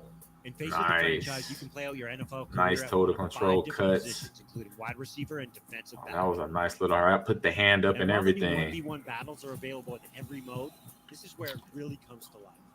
New branching receiver footwork delivers more control when battling with DBs. We've added a whole new suite of wide receiver release moves. And Okay, give him a little head there. Break it in.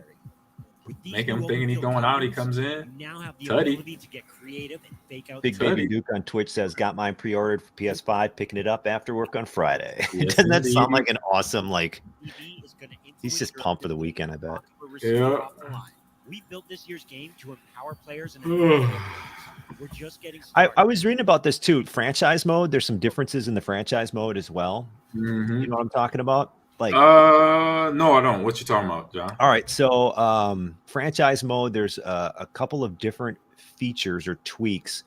Adding some intelligent thought to its franchise mode includes features such as player motivations, player tagging, scouting, and even more AI adjustments. So, like, they talk about in this Sporting News article, arguably the biggest overhaul, player motivations will expand upon contract negotiations. Really? Where Madden 22 simply boiled down to the team who offers the most gets the player. Player motivations will now factor into ring chasing, legacy, scheme fit, playing potential, proximity to home, state taxes, weather, among other factors. So it's not just about the money. Well, if it's in the game, it's in the game. That's like the perfect tagline for them and their walkout song. But real quick, I got to show a little bit of this player ratings feedback from the actual players. Okay. So I got this video ready to cue. We can watch a couple guys. And so this is the Madden people like telling the players what their rating is. Oh, okay. What? Oh, hold on. We got commercial. We got an ad. We got an ad. We gotta let that 15 seconds to go. All right, didn't know that was coming. That's all right. All right. All right, here we go. Another ad. Hold on, we got another ad. That was weird. Here we go. All right, here we go. Denver Broncos. I hear you be the highest rated and you won't even make the Pro Bowl. Madden. Not watch any games last year? It doesn't make sense. I got hurt game 7. How many more deep balls I got to catch next year? They always screw me. After my career is over and I'm done playing football, I would like to get the Ocho Cinco job with the Madden rating adjusters, so you can get a little bit more accurate ratings. I don't play the game, so I really don't. I only really think about it when the ratings come out, but after that, it's like I forget the game even exists really. So. Dang. Some of the attributes are cool, but I think I should be like a 90. I'm gonna keep it at a cool 90, but 88, no. I think they got my power rating at like a 95, which I think is pretty accurate. Strength got to be up there too. So, I was going to keep working towards the season, and I feel like it's going to keep going, higher and higher. I think my overall is trash. I've been at 2 years now. You know what I'm saying? I think I should go up a little bit. And I look just like this, so I'm very handsome on the game. Well, that's tough. Joey? Probably Justin. Hey, Khalil? Or Keenan? Oh, Derwin. Easy. Derwin. I don't know. Derwin? What up, brother? This is going to be higher. I would say 96, 97. I gotta be 95 plus, man. Are they playing with me? 93. Okay. Are they trying our team like that? Right what do y'all think? Probably like an 82, 85. They probably charge you. No, they charge you. They charge you. 85. I give you 85. 70. 81 overall. You were at 83 last year to start. I got hurt. Oh. Yeah, they just charge you. You'll be back, bro. Don't worry about it. They trying me. What do you think Justin Herbert's Madden rating is? 99. At least 95. Yeah, at least a 95. I agree with him. Herbert, yeah, I'd say 93. 88. That's disrespectful. He just walked away. 88. Whoa. Why they keep doing that though? 89, 90. It need to be like a 90, 88, or something like that. Your overall is a 90. That's it. You gotta do better than that, Madden. Come on, man. 74. 73. Okay, yeah. There you go. I would say 100, 99. And 82. That's it. Who made these races up? I don't want to see. I'm tired of that. I don't want to see that. How in the world was I shattering my stats in 7 games that I did the year before, and I somehow dropped? If anything, I should remain the same or go up a point. It got to be at least 90. 66. What the? I don't know who's doing Strength it. 66. In 7 games, that was ridiculous. It's a nose tackle. Come on now. What's my strength rating at? 90. Okay, that's solid. You see these? That's a 90 right there. So. There you go. Okay. Deep route running? I don't know. I'm probably the best deep ball route runner in the league. I'll probably say, knowing Madden, they probably got an 85. Damn. How many more deep balls I got to catch next year? Oh, what do you think man. I make the spectacular catches on, though? The routes, right? The deep route. I mean, they usually downplay the lineman's speed, especially O linemen. So rookies usually get pretty low ones. So yeah. I ain't gonna talk no more. I just put my case. I said what I said. The rest is gonna be shown. I mean, that's just disrespectful. Do you guys they just make the game and not even watch it? It's like same thing with the X strength 2 years ago. I mean, that's still embarrassing. Okay. All right, man. I can watch this whole video. It's hilarious just to see the Madden ratings come out to the players and their actual feedback. They used to do the same with me, and I've had the same conversations. I'm like, bro, my speed should be at least 95. Nothing below that. I run a 4.1 in my combine. A 4.1. You didn't run a 4.1. 4.1. I did it twice. 4.17, 4.18. Bam, bim, bam, boom. What? Don't be giving me a 95. Don't give me a 93. What the heck's wrong with y'all? All right. I'm looking that up. I don't believe you. Yeah. Hey, hey. I Oh, don't 4 lie. Oh, man. I don't lie. Okay, never mind. Exactly. I don't Green, lie. a junior running back who made himself eligible for the April 19th, 20th NFL draft, blazed through the 40-yard dash in 4.27.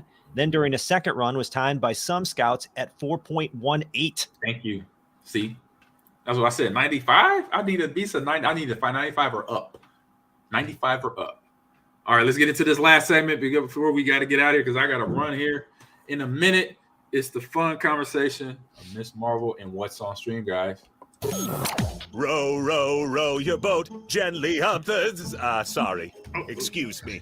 It's time for What's on Stream. All right, John, you want to kick us off with this? What's on stream? We are wrapping up season 1 of Miss Marvel on Disney Plus with a look at the final 3 episodes. And so far for me, guys, I've been a little on the fence about this TV series so far. I love the idea of a female superhero, someone going to high school, and just kind of the whole vibe they gave us through the first couple of episodes. Right. But we go to episode 4, which is Seeing Red, and where she's headed to Pakistan, and her grandmother tells her the story of the partition and the Trail of Stars, and she goes to the train station, finds that guy who introduces himself as part of the Red Daggers or whatever. Yep, you're right, the Red Daggers. Then the clandestines chase her. And then this is what I wrote down in my notes. Okay. Then she gets hit in the bangle. She does. She get the girl, the one clandestine or Jen, stabs her in the bangle. And I say, and time travels? Like, I was really confused. Like, where all of a sudden she's making like these, throughout the first few episodes, she's making these little, I don't know what you call her power. What is her power? Like little platforms or whatever? It's like cosmic. It's like Stardust. Cosmic something. Stardust. Yeah, that's very strong.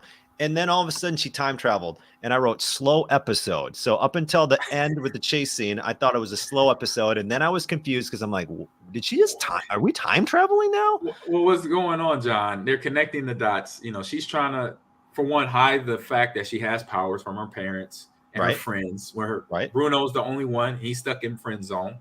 But then when they come across the Jinn, which she thought, remember initially a couple episodes ago, she thought that they were there to help when she met through Kamra. He met her, he introduced her mom, but then find out like, no, they want to bring their dimension, their world into our world. And so that's where the fight starts, and then it gets the stab of the bangle. I like your play on words there. And it goes to time traveling, which is true.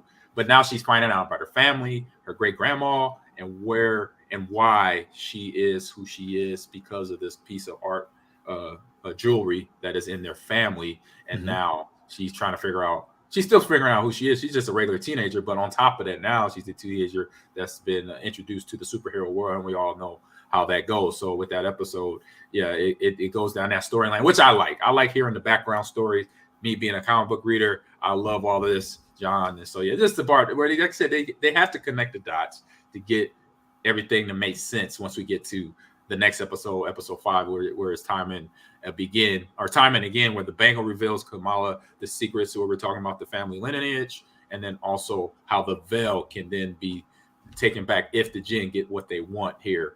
And that battle goes between her and the time traveling and her getting back in real time. And then you got other stuff like damage control. Now the government is involved trying to track them down. They don't want mutants running around, and there's a lot going on there in the instance in all 3 episodes here, episode 6 too, where damage control, they're referencing mutants when it's like, wait a minute, we know where that world is at in this space, being Marvel. And if you saw at the end of episode 6, if you listen right at the end of episode 6, they actually played a little jingle, the X-Men jingle, when they said, when Bruno said, I've done some homework on you, and then you have a mutant gene that is you have a gene that is mutant in your family line, in you. And then they did the X-Men jingle. So that right there tells you where this might go. Yeah. At the end of this season. And if you watch the end of episode, I know I'm doing a lot of 6 and 5, but I got to get out of here soon. Sorry about that.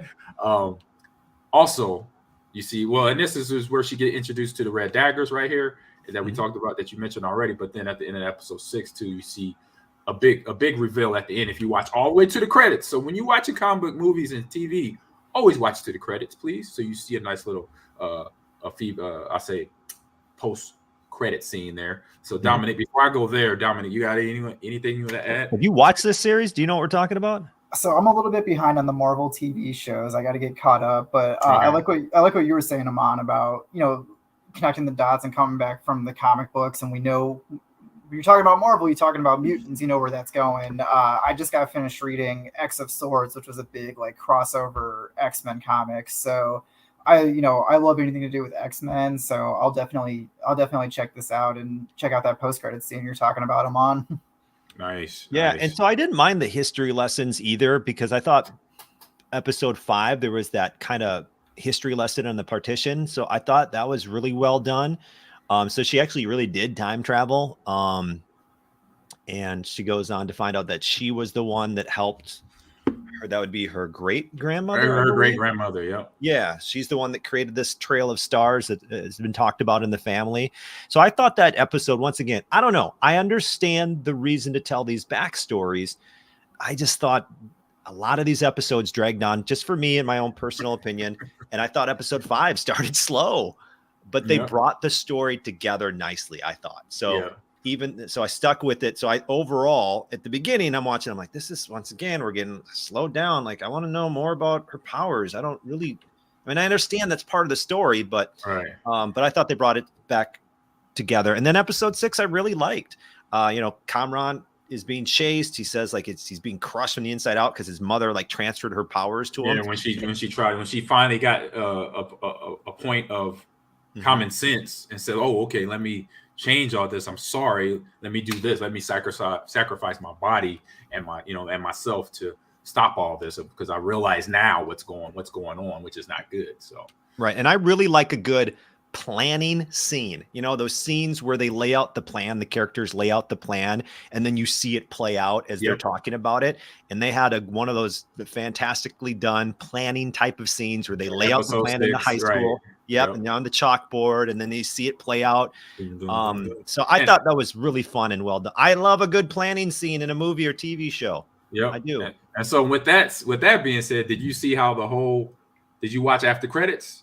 I did. So tell me what's going on there. So after credits, spoiler did you see? Yes. So spoiler alert for anybody that has not seen all the way through is original Captain Marvel. Okay, yeah. Captain Marvel pops up.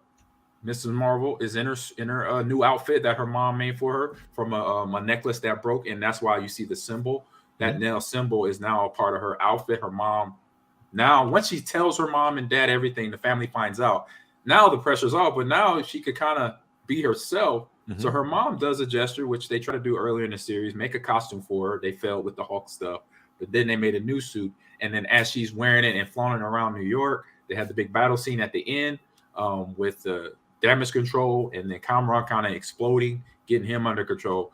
Danvers shows up. Captain Marvel shows up, but she flips bodies or something happens. Yeah, what happens there? What is going on? I don't know what happened. And I've seen this in other comic book movies where she is part of that bloodline somehow, maybe, or mutation and power. So maybe they just flipped roles for the second. So wherever Miss Marvel went, that's where Captain Marvel was at, and vice versa. So Captain Marvel now is in Miss Marvel's bedroom at the end of episode 6, and then boom, that Miss Marvel somewhere else. Hopefully she's probably off battling because we know Captain Marvel is always saving a planet or a galaxy from something.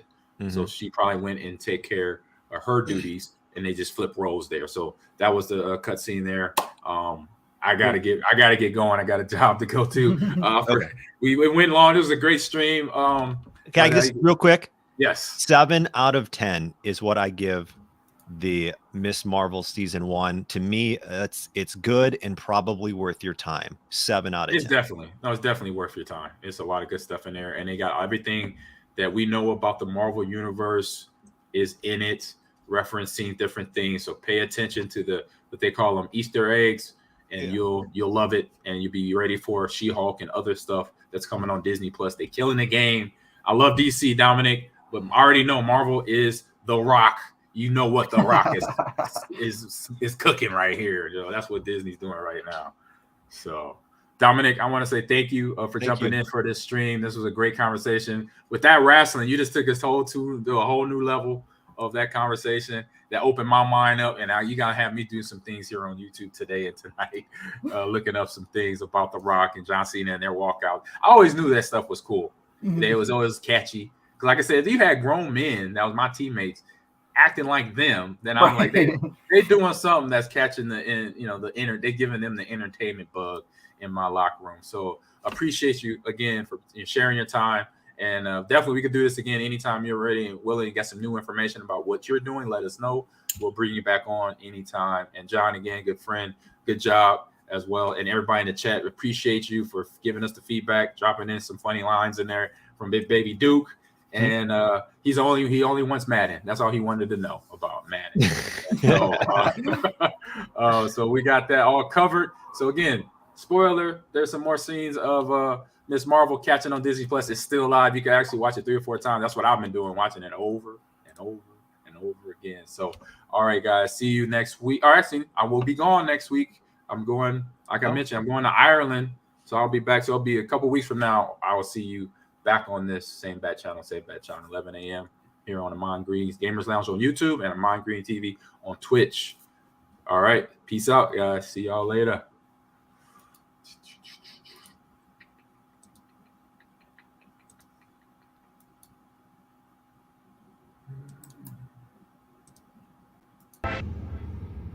Yeah.